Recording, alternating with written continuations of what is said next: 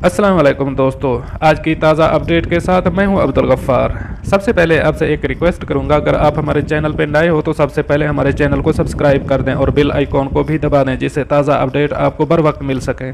अगर वीडियो पसंद आए तो वीडियो को लाइक और शेयर भी कर दिया करें, जिससे हमारा हौसला बढ़ता है। अब चलते हैं इस खबर की तफसील की तरफ। कोरोना वायरस, कोरोना के बायस समंदर पार 22,000 से ज़ायद पाकिस्तानी बेरोज़गार।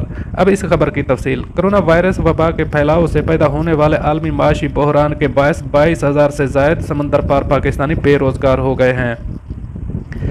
एक्सप्रेस न्यूज़ को दस्तियाब दस्तावेज़ात के मुताबिक मुत्तहिदा अरब अमारात में 17,500 मजदूर पेशा पाकिस्तानी मुलाजमतों से फारिग हो गए, जबकि कतर से 691 मजदूर बर्खास्त किए गए और ओमान से 600 पाकिस्तानी मुलाजमतों से फारिग हुए। इसके अलावा सऊदी अरब की कंपनियों ने 1,245 पाकिस्तानियों को मुलाजमत से बर्खास्त किया। वाज़ेह रहे कि कोरोना वायरस की वबा के बायस आलमी बैंक ने बैनुल अक़वामी सतह पर तरसीलात ज़र में 20% कमी का खदशा ज़ाहिर किया था और जनूबी एशियाई ममालिक में शरह 22% तक होने का अंदाज़ा ज़ाहिर किया था। कोरोना की वबा के बायस दुनिया भर में लॉकडाउन, सनती पैदावार और मंडियाँ बंद होने की वजह से रोज़गार के मौक़े को शदीद ख़तरात लाहिक हैं।